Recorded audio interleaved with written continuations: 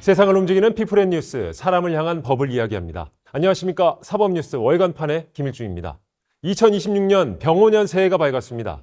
누구나 한 해를 시작하며 올해는 부디 무탈하기를 마음속으로 기원하게 되죠. 하지만 복잡한 현대사회를 살아가다 보면 크고 작은 갈등에 휘말릴 때가 있습니다. 그럴 때 마주하게 되는 것이 바로 법원인데요.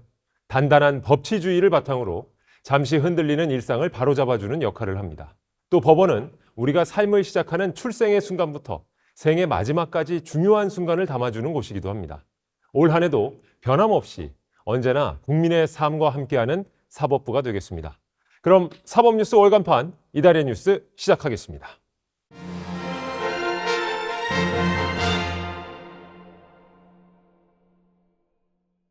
먼저 한 달간의 사법부 주요 단신입니다. 법원행정처는 지난해 12월 9일부터 11일까지 사흘간의 일정으로 사법제도 개편 공청회를 개최했습니다. 서울법원종합청사 청심원에서 열린 이번 공청회는 법률신문과 공동으로 주최됐으며 국민을 위한 사법제도 개편, 방향과 과제를 주제로 진행됐습니다. 천대여 법원행정처장의 개회사로 시작해 첫날과 이튿날에는 우리 재판의 현황과 문제점, 국민 사법참여 확대, 상고제도 개편 방안, 대법관 증언안에 대한 논의 등 총 6개의 세션으로 나뉘어 발표와 토론이 진행됐습니다. 공청회 마지막 날에는 김선수 전 대법관이 좌장을 맡고 문영배 전 헌법재판소장 권한대행 등 법조계 인사를 비롯해 학계, 언론계의 주요 인사들이 한자리에 모여 대한민국 사법부가 나아갈 길에 대한 심도 깊은 토론을 이어갔습니다. 이번 공청회와 관련된 자세한 내용은 잠시 후 정책 리포트 코너에서 살펴봅니다.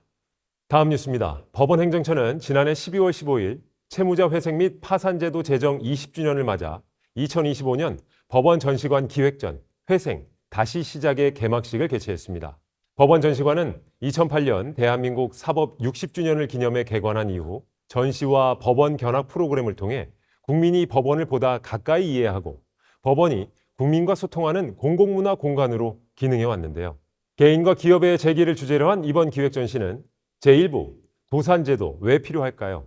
제2부 도산제도는 어떻게 진행될까요? 제3부 도산제도의 역사와 변화, 제4부 회생법원과 도산사법의 전문화 등으로 구성됐습니다. 전시는 주중 오전 9시 30분부터 오후 5시 30분까지 무료로 관람 가능하며 매일 2차례 개인 관람객을 대상으로 전시 해설도 진행됩니다. 전시에 대한 자세한 사항은 법원 전시관 홈페이지에서 확인하실 수 있습니다. 지금까지 사법부 주요 단신이었습니다. 이번 코너는 주요 판례를 심도 있게 들여다보는 판례 돋보기 시간입니다. 사법연수원 교수로 재직 중이신 이서윤 판사님 모시고 최근 이슈가 되고 있는 대법 판결 살펴보겠습니다. 이서윤 판사님 안녕하세요. 안녕하세요. 자, 오늘 판례 돋보기에서 만나볼 내용은 어떤 건가요? 네, 오늘 함께 만나볼 판례는 대화 녹음 행위가 음성권 침해로 인한 불법 행위에 해당한다는 이유로 손해배상을 청구하는 사건입니다. 요즘 스마트폰에 녹음 기능도 잘 되어 있고 또 일상에서 여러 가지 이유로 녹음이 빈번하게 이루어지고 있거든요. 근데 이것이 법적으로 문제가 될 수 있는지 궁금해하는 시청자분들이 많이 계실 것 같습니다. 이번 사건은 어떤 상황에서 녹음이 이루어졌고 또 왜 법적 다툼까지 가게 됐는지 사건 개요를 소개해 주시죠. 네, 원고는 피고 회사의 기간제 근로자로 4차례의 근로계약 갱신을 거쳐 부산에 있는 영업소에서 근무를 하고 있었는데요.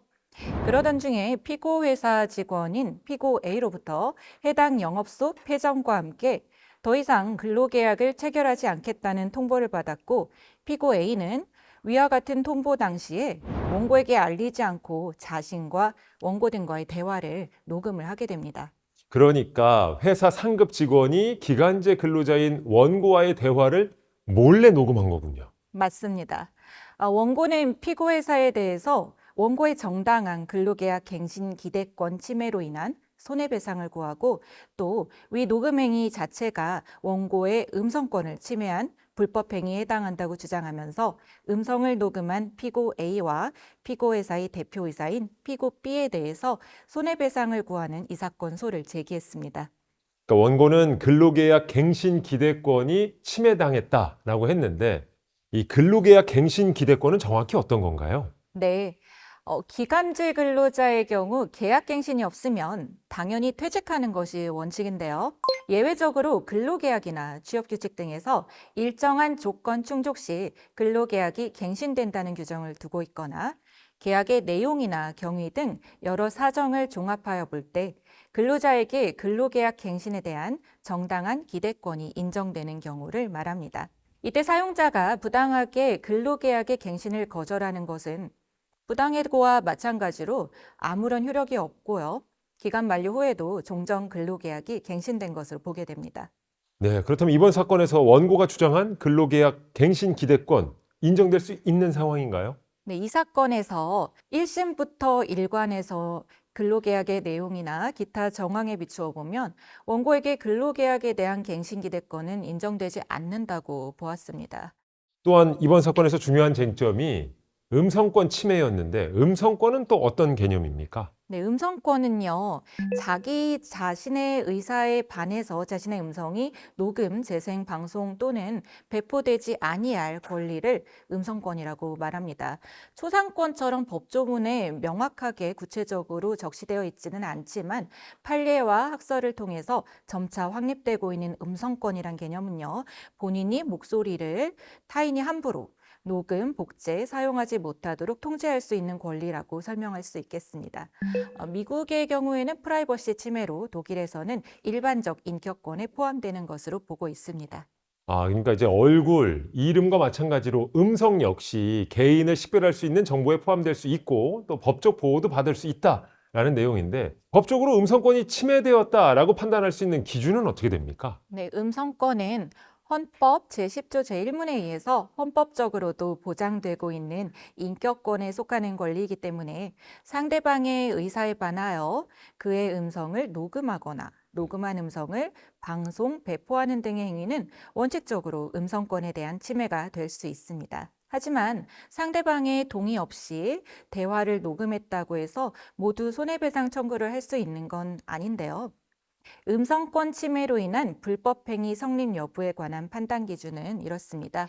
민법 제750조에 의한 불법행위 책임이 성립을 해야 되고요. 그러려면 고의 또는 과실 있는 가해행위가 있어야 되고 그 가해행위가 위법해야 되고 또 상대방에게 손해가 발생해야 되며 위법한 행위와 손해 발생 사이에 인과관계가 갖추어져야 합니다.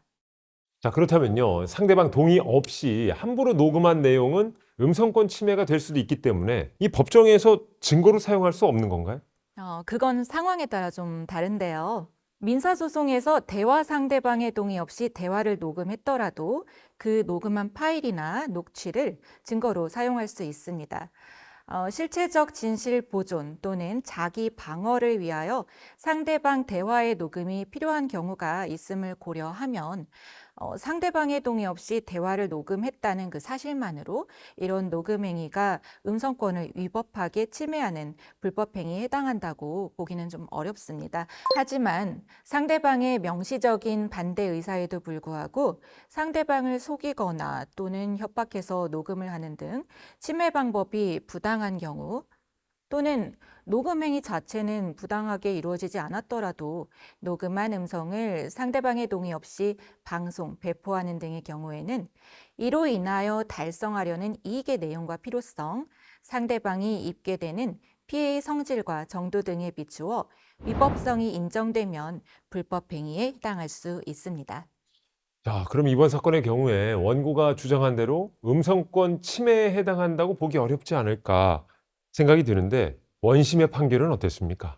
네, 원심은 이 사건 녹음 행위가 개인의 내밀한 영역에 대한 것이 아니고 노동위원회나 법원에 제출하는 용도로만 사용되었다는 등의 이유를 들어서 원고가 수인해야 하는 범위에 속하는 것으로서 위법성이 없다고 판단하였습니다. 하지만 원고는 이를 받아들이지 않고 상고를 했습니다. 자, 상고 후 대법원은 어떤 판단을 내렸나요? 네, 대법원은 아까와 같은 법리를 설치를 하면서 피고 A가 원고와의 대화를 녹음함에 있어 원고가 명시적으로 반대 의사를 표시하였다거나 원고를 기망 또는 협박하였다는 사정을 발견할 수 없고 이 사건 녹음 행위는 근로계약 기간의 종료에 따른 법적 분쟁을 방지하기 위한 목적에서 이루어져 개인의 내밀한 영역에 관한 것도 아니며 공적 판단기관인 노동위원회나 법원에 제출하는 방식으로만 사용되었으므로 음성권 침해로 인한 불법 행위가 성립하지 않는다고 보아 원심을 수긍하고 상고를 기각했습니다. 그렇다면 함께 살펴볼 관련 판례가 더 있을까요?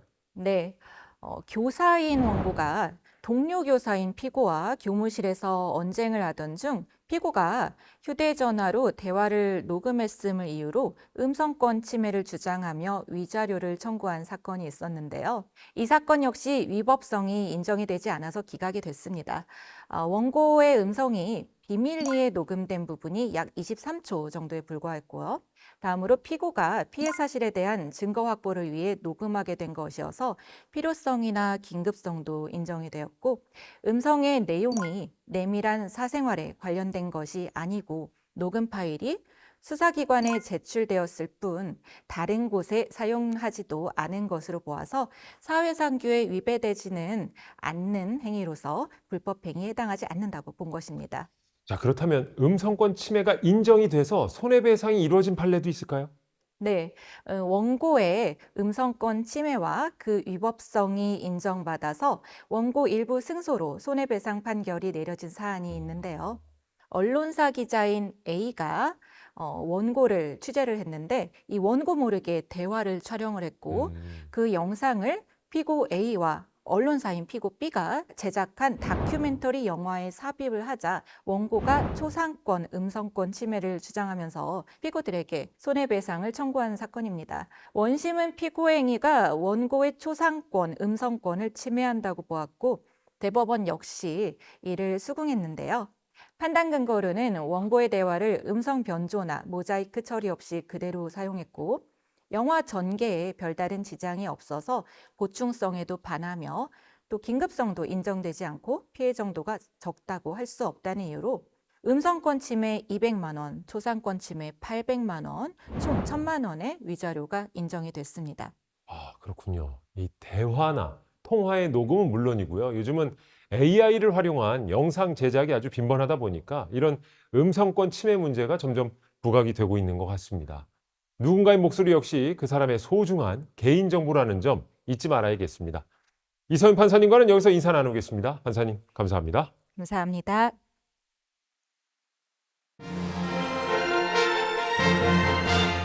최근 사법제도 개편을 둘러싼 논의가 계속되면서 그 어느 때보다 법원과 재판에 대한 국민적 관심이 집중되고 있는데요. 국민의 권리를 보호하고 또 사회 질서를 유지하는 중대한 기능을 하고 있는 사법제도. 그만큼 충분한 논의를 거쳐 바람직한 방향으로 개편이 이루어져야 할 텐데요. 오늘 정책 리포트에서는 바로 이 주제로 이야기를 나눠보도록 하겠습니다. 오늘 도움 말씀 위해서 법원행정처 기획조정실 기획총괄 심의관으로 계신 황인성 판사님 자리해 주셨습니다. 안녕하세요. 안녕하십니까. 법원행정처 기획총괄심의관 황인성입니다. 불러주셔서 감사합니다. 나와주셔서 감사합니다. 자, 그리고 이번 공청회 공동주관사죠. 법률신문의 박수연 기자도 함께해 주십니다. 안녕하세요. 안녕하세요. 법률신문 박수영 기자입니다. 네, 나와주셔서 감사합니다. 감사합니다. 네. 자, 먼저 황인성 판사님. 우선 이번 국민을 위한 사법제도 개편 공청회 어떤 취지로 열리게 됐는지 여쭤보겠습니다. 네. 최근 사법부에 대한 국민의 관심과 우려가 집중되고 있는 시기입니다. 국회를 중심으로 다양한 사법제도 개편 논의가 있기도 합니다. 각 논의 하나하나가 우리 사법제도에 미치는 영향이 무척 중대한 것이어서 사법부로서도 주권자인 국민의 관점에서 가장 필요하고 또 바람직하며 시급한 사법제도 개편 방향에 관한 공론회장을 마련하기 위해서 3일간에 걸쳐 공청회를 열게 되었습니다. 이번 공청회를 통해 사법부 안팎의 다양한 목소리를 겸허히 경청하고 깊이 새겨 국민을 위한 사법부로 거듭나는 자리가 되기를 기대하였습니다. 물론 행사 준비하는 실무자로서 짧은 시간에 무려 3일간의 공청회를 준비하는 게 무척 힘들기도 했습니다. 아, 그러셨군요. 아니, 판사님 말씀을 들으니까 우리 사법부의 깊은 고민 또 노력이 느껴지는 부분인데 우리 박수영 기자께서는 3일간의 그 공청회 현장을 쭉 함께 하셨다고 들었습니다. 현장 분위기가 좀 어땠습니까? 사실 이번 공청회는 시작 전부터 법조 안팎의 관심이 굉장히 컸습니다. 사실 그 공청회 좌석이 240석 정도가 됐는데 네. 정말 개회식 첫날에는 그게 가득 차서 일부 시민분들은 서 계셔야 할 정도까지 됐었는데요. 이번 공청회 자체가 사전 신청 없이 국민 누구나 와서 방청을 할 수 있었기 때문에 정말 뭐 판사님들을 포함한 법원 관계자는 물론이고 검사님들, 또 변호사님들, 학계에 계신 교수님들, 그리고 일반 시민분들까지 정말 많은 분들이 현장을 찾아주셨고, 또 이번 공청회 자체가 대법원 유튜브를 통해서 생중계가 됐기 때문에 그 누적 온라인 스트리밍 수가 2,300회에 달했습니다. 네. 그래서 굉장히 관심이 뜨거웠던 걸로 기억하고 있습니다. 야, 그러니까 현장에 오신 분들의 관심도 대단히 뜨거웠지만 그걸 또 실시간으로 지켜보시는 분들의 네. 관심도 대단했던 것 같습니다. 그야말로 이제 법조인들은 물론 일반 국민들도 온라인과 오프라인에서 아주 뜨거운 관심을 보였던 것 같은데 이 공청회 첫날에는 어떤 내용들이 좀 이목을 끌었습니까? 우선 첫날에는 이제 개회사로 공청회 문을 연 천대엽 법원 행정처장님의 말씀이 좀 화제가 됐는데요. 그 공청회 의미를 넥타이를 통해서 강조를 하셨습니다. 지금 MC님이 착용하고 계신 넥타이랑 같은 넥타이입니다. 그 넥타이에는 지금 세종대왕이 만든 훈민정음이 금색으로 수놓아져 있는데 네. 이제 훈민정음의 의미 자체가 세종대왕이 백성들의 사법 접근성을 향상하기 위해서 창제를 한 걸로 알려졌는데요. 처장님께서는 이번 공청회를 그런 마음을 담아서 이제 열게 됐다고 설명을 해주셨습니다. 이야, 실은 아무거나 주워 메고 왔다고 하기엔 너무 티나게 저도 준비를 해봤는데 역시 황인성 판사님의 넥타이도 굉장히 눈에 띕니다. 예, 예. 그렇습니다. 이 넥타이는 올해 9월에 열린 세종 국제 컨퍼런스를 기념해서 한글 디자인으로 유명한 이상봉 디자이너께서 손수 만들어주신 넥타이입니다. 저도 평소 중요한 일이 있거나 또 마음을 다잡을 일이 있을 때 즐겨 착용하고 있습니다. 너무 색도 그렇고 잘 어울리십니다. 예. 역시 MC님도 뭐 못지않게 잘 어울리십니다. 정말 훈훈한 덕담이 오가는데 우리 황인성 판사님이 좀 선물을 주셨는데 앞으로 저도 중요한 날에 이렇게 꼭 한번 착용을 하는 넥타이로 잘 사용을 하도록 하겠습니다. 그러면 이번 공청회의 시작을 알리는 개회사를 잠시 화면을 통해서 확인해 보시죠. 오늘 공청회는 저희 사법부로서는 굉장히 큰 의미를 가지고 있습니다.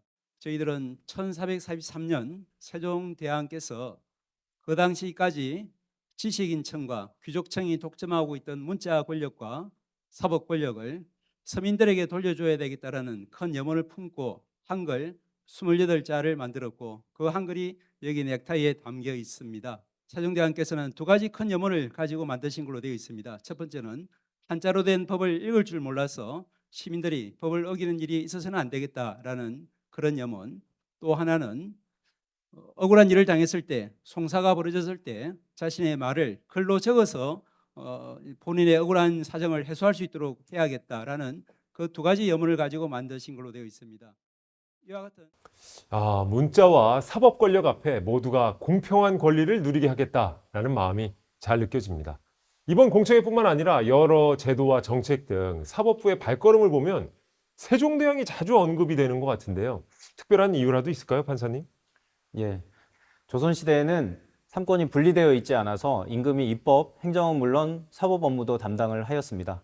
결국 세종대왕은 저의 선배 법관인 셈인 거죠.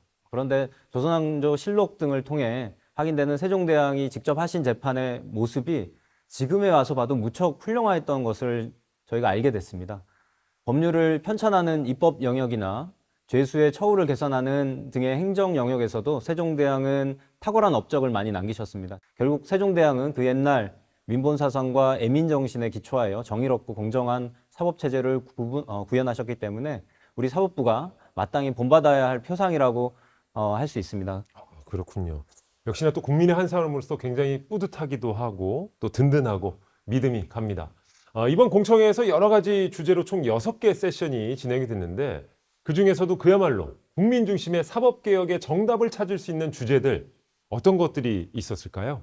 예, 이번 공청회를 준비하던 때만 하더라도 가장 핫한 사법제도 개편 주제가 대법관 증언이었습니다. 따라서 세션 2개를 대법관 증언안과 그 전제로서 반드시 논의가 필요한 상고제도 개편 방안에 대해 배정하였고 마지막 종합토론에서도 그 주제들의 한 파트를 배정해서 패널들이 모두 의견을 밝히기도 했습니다. 그렇지만 다른 주제들도 대법관 증언 못지않게 우리 사법제도의 모습에 큰 영향을 미치는 것들이어서 하나같이 중요하지 않은 것이 없습니다. 정답을 찾은 주제가 있는지에 대해서 지금으로서는 확답을 드릴 수는 없지만 공청회를 통해서 다양한 정답이 있을 수 있다는 가능성을 확인했다고 생각하고 있습니다. 그렇군요. 정말 다양한 정답이 있을 수 있다. 좋은 말씀이신데요. 이번 공청회에 이름 그대로 다른 누구도 아닌 국민을 위한 사법제도 개편이 잘 이루어졌으면 좋겠습니다. 지금부터 본격적으로 사흘간 이어진 공청회 사안들을 천천히 살펴보겠습니다. 박수영 기자님, 이 공청회 1일차 또 어떤 내용들이 국민적인 관심을 끌었나요? 네, 공청회 1일차에는 이제 1세션에서 기우정 서울고법 인천재판부 고법판사님이 우리 재판의 현황과 문제점을 주제로 발표하셨습니다. 발표와 토론에서는 사법제도 개편과 관련해서 최우선 해결 과제로 사실심 재판 지연 해소가 지적이 됐습니다. 국민의 삶과 가장 밀접하게 관련되어 있는 대부분의 사건이 1, 2심에서 결정이 되기 때문에 국민의 사법 신뢰를 회복하기 위해서는 재판 지연 해소가 반드시 전제돼야 한다는 내용이었습니다. 그렇군요. 자, 그렇다면 기우종 판사님의 발언을 통해 토론장의 분위기를 잠시 만나보겠습니다. 이제 성찰의 시간입니다. 변화에는 시간과 비용이 들어가고 시행착오와 낭비를 줄이기 위해 정확한 진단이 수반되어야 합니다. 안팎으로 재판 지연이 시급히 해결해야 할 과제라고 지적하고 있습니다. 월드뱅크에서도 우리나라 재판의 신속성을 높이 평가했던 것으로 기억합니다. 그러다가 어느덧 재판 지연이 해결해야 할 가장 시급한 과제가 되어버렸습니다.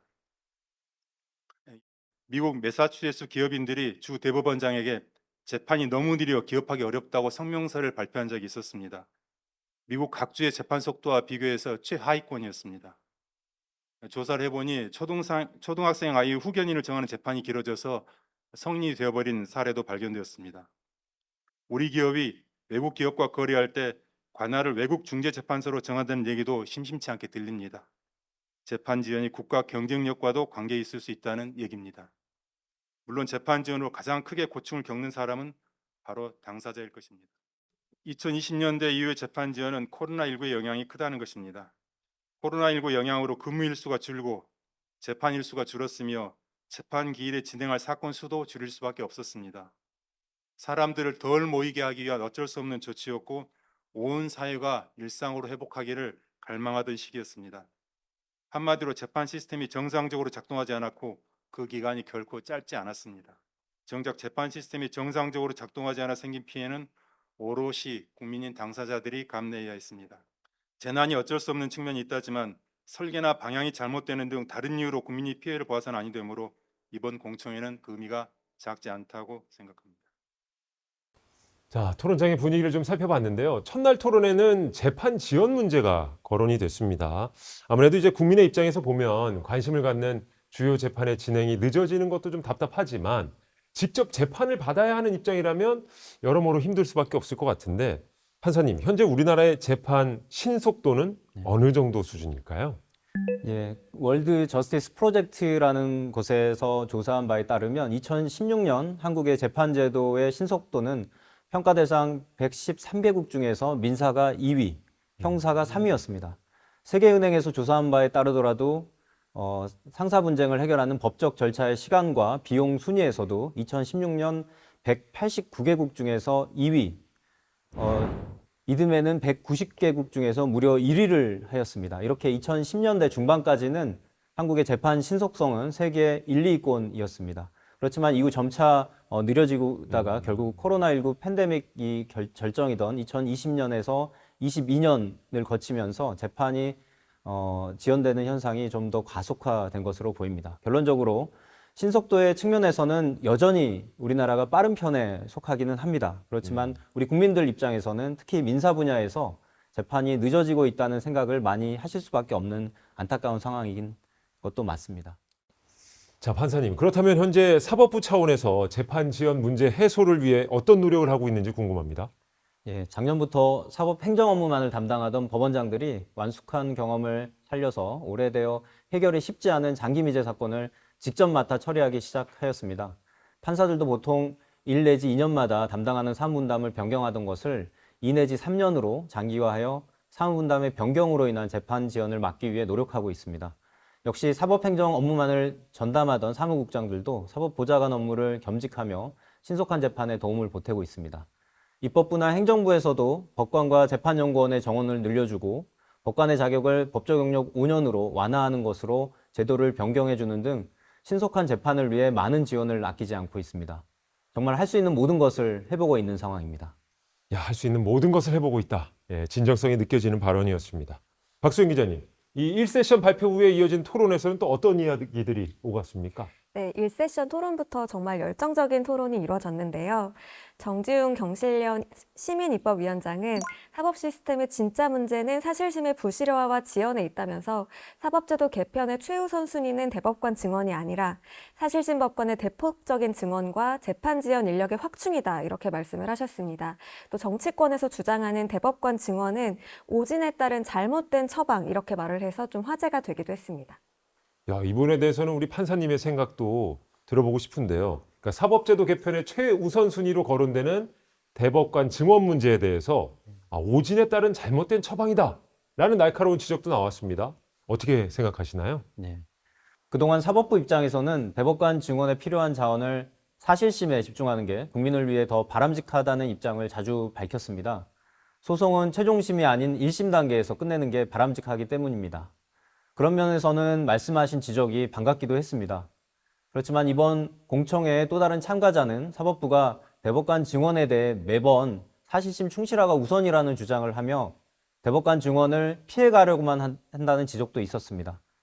결국 여러 지적들을 모두 겸허하게 받아들이고 한정된 자원을 어떻게 배분하는 것이 국민을 위한 것인지 고민할 문제라고 생각합니다. 그렇군요. 자, 그 밖에도 의미 깊은 발언들이 많았다고 합니다. 화면으로 또 만나보시죠. 이승만 대통령이 1950년대에 법원 판결에 불만을 표시하면서 우리나라 법관들은 세계에서 유례가 없는 권리를 행사한다 라고 하면서 사법부를 비판했습니다. 그때 가인 김병로 선생님께서 뭐라고 말씀하셨을까요? 이의가 있으면 항소하시오 라는 결기를 보여주셨습니다. 지금 사법부의 기둥이 지금 막 넘어가고 있는데 이걸 법원에 있는 판사님들만 그 기둥을 붙들고 있으면 그 기둥이 안 넘어갈까요? 그 기둥을 누가 잡아줘야 될까요? 그 기둥은 우리 사법부, 대한민국 국민 모두의 집, 민주주의의 최후의 보루, 이것은 대한민국 국민이 붙들어줘야 되는 것입니다. 자, 박수영 기자님, 이 공청회 둘째 날에는 어떤 주제로 발표와 토론이 좀 이루어졌나요? 네, 둘째 날 오후에는 대법관 증언과 사법제도 개편 방안에 대한 논의가 이뤄졌습니다. 이날도 상고제도 개편 방안은 1, 2심 강화와 함께 이루어져야 된다는 것에 공감대가 형성이 됐습니다. 또 너무 성급한 개편보다는 수기가 기반이 돼야 한다는 공감대도 있었는데요. 구체적인 대법관 증언에 대해 발표를 맡은 김도형 안산지원 부장판사는 대법관 4명을 순차적으로 지원할 것을 제안했습니다. 네, 아무래도 이번 공청회는 법조계 안팎의 여러 의견들을 좀 들어보고 국민을 위한 사법은 무엇인지 깊이 고민하기 위해 마련된 자리지 않습니까? 우리 황인성 판사님께서는 공청회 둘째 날 어떤 의견이 좀 가장 와닿으셨고 또 기억에 남으셨나요? 네. 제 6세션에 참여했던 한국외국어대학교 정치외교학과 이재묵 교수님의 토론이 상당히 인상적이었습니다. 법조인이 아닌 정치외교학자의 시각에서 바라본 상고제도 개편과 대법관 증언안에 대한 여러 의견이 법조인과는 다른 신선한 자극을 주었던 것 같습니다. 특히 제가 학부 때 경제학을 전공하였는데 좋은 목적을 가지고 추진한 정책이 예상치 못한 나쁜 결과를 가져온다는 논리였습니다.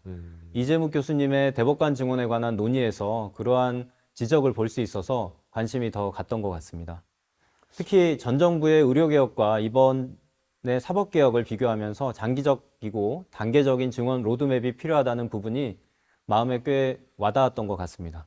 자, 이렇게 국민을 위한 사법제도 개편 공청회 둘째 날 현장 모습 어땠는지 화면으로 확인해 보시죠.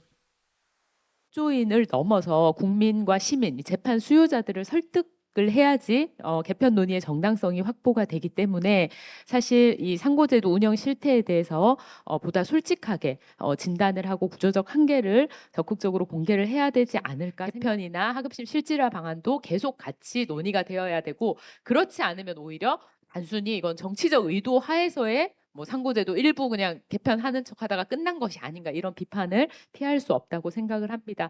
또한 이런 걸 보면 대법관 증언이 정말 사법 개혁을 위해서 논의되는 것이 아니라 사실은 어떤 정치적 맥락에서만 제기되는 것이 아닌가라는 의심을 객관적으로는 충분히 가질 수 있는 상황입니다. 그렇기 때문에 사실은 정치권에서 이 문제를 제기를 하고 논의를 함에 있어서는 그런 의혹을 불식시키기 위한 노력도 굉장히 이제 같이 병행이 되어야 되는데, 사실 현재 그런 노력이 있는지는 사실 좀 의문이 있습니다. 대법관을 2배로 증원할 경우 생각해 봐야 될 문제점입니다. 이게 대한민국 헌법입니다. 헌법 102조는 대법원에 불을 둘 수 있다라고 했습니다. 불을 둘 수 있다는 말은 그 반대 해석상 불을 두는 것이 예외적인 어떤 상황이라는 걸 말하고 있습니다. 즉 헌법과 법원 조직법은 대법관의 수를 대법관 전원의 하나의 합의체를 구성할 수 있는 수준으로 예정하고 있다고 해석할 수 있습니다. 우리가 이렇게 급격한 구성 변화가 필요할 만큼 현재 상고심 접수 건수나 어떤 처리 과정에 있어서 문제가 도출되고 있는 이례적인 상황인가, 통계를 통해서 보면 지금 그런 상황은 아니지 않나, 그런 말씀을 드리고 싶습니다. 제가 뭐 그 사법의 전문가는 아니지만은 결국 기본적으로는 앞에 전 세션에 제가 말씀드렸다시피 사법제도 개편의 요구가 왜 있는가에 대해서 인식의 불일치가 있는 것 같다는 생각을 했습니다. 뭐냐면은 대법원의 성격이 기본적으로 권리구제적 측면도 있고, 한국은 그다음에 헌법재판소랑 상당히 공유하는 그 정책법원으로서의 기능, 그러니까 우리가 앞에 어떤 그 상고제도 개편도 마찬가지지만은 대법관을 증원한다고 한다면은 그 증원의 목적이 무엇인가를 먼저 명확히 해야지 그 답을 찾을 수 있지 않을까 생각을 했습니다. 예를 들면은 뭐 대법원의 네, 공청회 둘째 날의 분위기를 확인해 보셨습니다. 공청회 마지막 날에는 대한민국 사법부가 나아갈 길 주제로 종합 토론이 이루어졌는데요. 자, 이 자리에서는 어떤 내용들이 좀 논의가 됐습니까?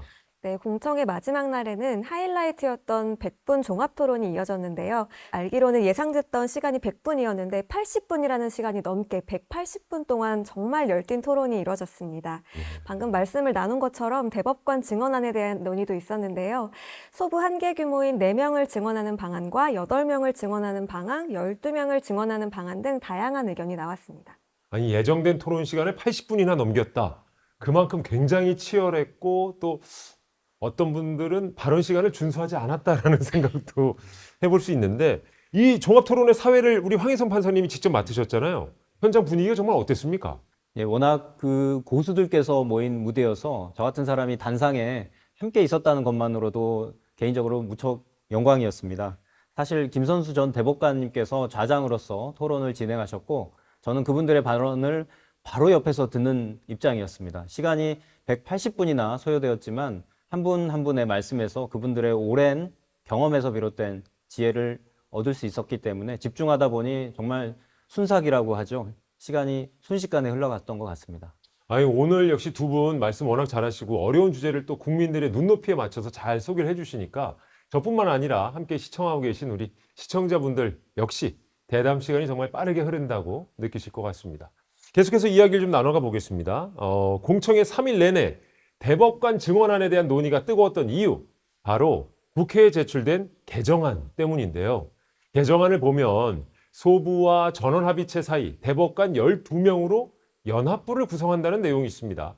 앞서서 우리 박 기자님이 소개해 주신 대로 이 종합토론에서는 대법관 증언수를 놓고 4명, 8명, 12명 이렇게 다양한 의견들이 논의가 됐는데, 자, 판사님, 국민들의 입장에서는 대법관이 늘면 그만큼 사법 서비스가 더 좋아지는 건지 이렇게 생각하실 수도 있을 것 같은데요. 어떻습니까? 예, 가위바위보를 해도 3세판을 하는 우리 국민들의 성향을 보면 대법원 재판을 받고자 하는 국민적 요구가 상당히 높은 것은 부인할 수 없는 것 같습니다.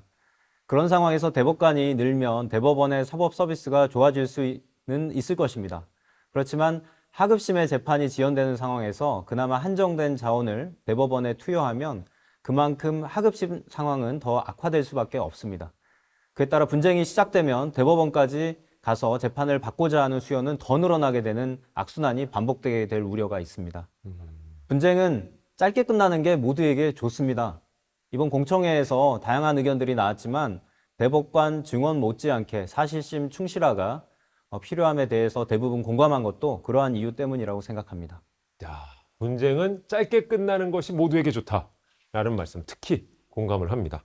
이 내용과 관련해 공청회 현장에서 뜨거운 토론이 또 이어졌다고 하는데요. 화면으로 또 만나보시겠습니다. 대법관 증언이 필요하다면은 저는 우선 4인 1개 소부를 증언하는 방안을 제안합니다. 단기간 내에 많은 대법관을 증언하게 되면은 여러 가지 문제가 발생한다라는 것은 앞서 공청회에서 대부분의 전문가들이 거의 일치된 의견입니다. 그래서 여기서 것 같습니다. 그러니까 근본적인 대책은 어쨌든 하급심 강화다. 이와 관련해서 하급심 강화와 병행해서 추진해야 한다라고 하는 그런 이 실적이 있어요. 단계적으로 증언하는 겁니다.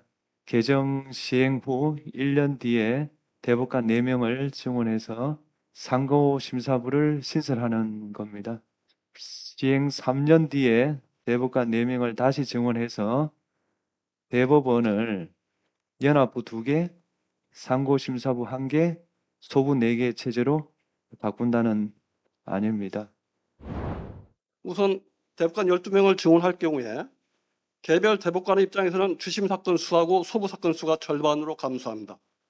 그렇게 된다고 해도 여전히 대법관 업무 그리고 이 대법관 증언과 하급심 강화가 배치되는 건 아니고 동시에 추진될 수 있다고 봅니다. 그래서 예를 들면 대법관 수를 2배로 증원할 경우에 대법관 1인당 부담하는 재판 부담은 덜어지겠지만 상당히 덜어지겠지만 실질적인 심리를 심화하는 데는 별 도움이 안 된다는 것이 제 생각입니다. 네, 이번 공청회가 사법제도 개편안에 많은 참고가 될 수 있을 거라고 생각을 하는데요. 자, 기자님, 종합토론에서는 또 어떤 내용들이 다뤄졌었나요? 네, 종합토론에서는 현재 논란이 되고 있는 비상계엄 전담재판부, 이른바 법 왜곡죄, 재판소원에 대한 논의도 이어졌습니다. 박은정 전 국민권익위원장님은 비상계엄 전담재판부에 대해서 배당의 외부 인사가 관여하거나 정치권에 입김이 들어오는 특정 판사가 담당한다면 사건 당사자는 사법 신뢰의 관점에서 승복에 대한 의문이 남을 수 있다고 지적을 했습니다. 그리고 차병직 변호사님도 법 왜곡죄가 신설되면 국가보안법처럼 형법 위에 이상한 구성 요건이 추가되는 정치 형법이 하나 더 탄생하는 것이라고 우려했습니다. 차 변호사는 재판 소원과 관련해서는 재판 소원을 대상으로 한 헌법적 쟁점에 대해서만 한정할 경우에 재판 소원 폭주를 막을 수 있다라는 주장에 동의하지 않았습니다. 법률가들이 모든 사건을 헌법 쟁점화할 수 있고 그렇게 할 것이라고 말씀을 하셨습니다. 또 문영배 전 헌법재판소장 권한대행께서도 우리 헌법은 헌법재판소를 유일한 최고법원으로 규정하지 않는다고 말씀을 하셨는데요. 다만 문 대행님은 재판소원 문제를 장기과제로 논의하는 대신에 헌재 한정위원 결정이 있는 경우에는 법원의 재심 사유로 인정하는 헌법재판소법 개정을 제안했습니다. 그렇군요. 법 왜곡죄, 최근 뉴스에 등장한 용어라서 좀 낯선 분들이 많으실 것 같은데 판사님, 저희가 어떤 시각에서 판단해 보면 좋을까요? 예, 과거와 달리 최근 사법제도 개편 논의는 비상계엄 이후 진행되고 있는 여러 재판과 그에 따른 정치적 논쟁의 영역에서 촉발되고 있는 것 같습니다. 사법부가 국민의 신뢰를 얻지 못하고 있는 상황이지만 사법제도 개편은 사법부 자체를 넘어 국민에게 큰 영향을 미치게 되는 중요한 변화입니다. 문영배 대행께서도 이번 토론회에서 특정 사건에 대한 분노가 곧바로 개혁의 내용이 되어서는 안 된다라고 지적하신 것도 사법제도 개편의 중요성과 그 과정의 차분함을 강조하는 것이었다고 생각합니다. 국민들께서도 조금은 차분하고 이성적으로 최근 사법제도 개편 논의를 지켜봐 주셨으면 합니다. 아울러 제도가 그렇게 바뀌었을 경우 자신이 그에 따른 재판을 받는다면 과연 승복할 수 있을지 생각해 보시는 것도 이 논의를 제대로 바라보고 이해할 수 있는 좋은 방법이 될 것 같습니다. 그렇군요. 그리고 종합토론이 끝난 후에 청중에게도 마이크가 넘어갔다고요? 네, 종합토론이 끝난 후에는 현장을 찾은 시민들과 질의응답 시간이 이어졌습니다. 그뿐만이 아니라 유튜브 댓글을 통해서도 질의응답이 있었는데요. 정말 국민들이 사법제도 개편에 대해서 얼마나 관심이 뜨거운지 알 수 있는 시간이었던 것 같습니다. 보니까 반가운 얼굴도 보입니다. 대법원 대학생 기자단으로 활동 중인 오종원 기자죠? 김선수 전 대법관님께 질문 드리고 싶습니다. 김선수 전 대법관님께서 대법관 증원과 하급심 강화는 배치되는 것이 아니고 병행이 가능하다라는 취지의 말씀을 해주신 걸로 기억을 하는데요. 현재 대한민국 사법부의 신뢰 회복과 재판 지연 적체 문제를 해소하기 위해 투입할 수 있는 공적 자원이 100이라고 가정했을 때 이 대법관 증원을 통한 상고심 처리 역량 강화와 하급심 강화 중 이 공적 자원 투자 비율을 과학적으로 계량적으로 생각해 본 건 아니고요. 그러니까 뭐 하급심 강화를 위해서도 최선의 노력을 해야 되고 그래서 이제 뭐 그런 부분에 있어서도 적극적으로 그 제도도 만들고 전문부문도 만들고 이런 것들을 해서 실질적으로 이제 좀 실현시키고. 네, 최근 사법부를 향한 국민의 기대와 요구, 그 어느 때보다 크고 무겁다고 할 수 있는데요. 이번 공청회를 통해 보인 것처럼 우리 사법부는 공정성과 투명성을 바탕으로 국민들의 신뢰를 얻기 위해 노력하고 있습니다. 이번 공청회를 계기로 더 많은 국민들이 사법부 소식에 많은 관심을 가지셨으면 좋겠습니다. 박수영 기자께서는 이번 공청회를 정말 3일간 함께 하셨는데 취재한 소감을 안 여쭤볼 수가 없습니다. 어떠셨어요? 네, 저는 일단 이번 공청회 3일 시작부터 끝날 때까지 함께 했는데요. 저는 개인적으로 사법제도 개편이라 함은 국가의 100년 대계에 해당한다고 생각합니다. 그래서 법조를 출입하는 기자로서 이번 공청회를 취재한다는 것 자체가 개인적으로도 큰 의미가 있었습니다. 사법제도 개편과 관련해서는 국가와 국민 모두에게 올바른 방향으로 나아가야 한다는 점에 정말 아무도 이견이 없을 거라고 생각합니다. 그래서 이번 공청회가 앞으로 더 깊이 있는 논의가 이루어지는데 보탬이 됐을 것이라고 생각합니다. 네, 정말 3일간 수고 많으셨고요. 우리 판사님께서는 마지막으로 시청자 여러분께 전하고 싶은 말씀 있으실까요? 예.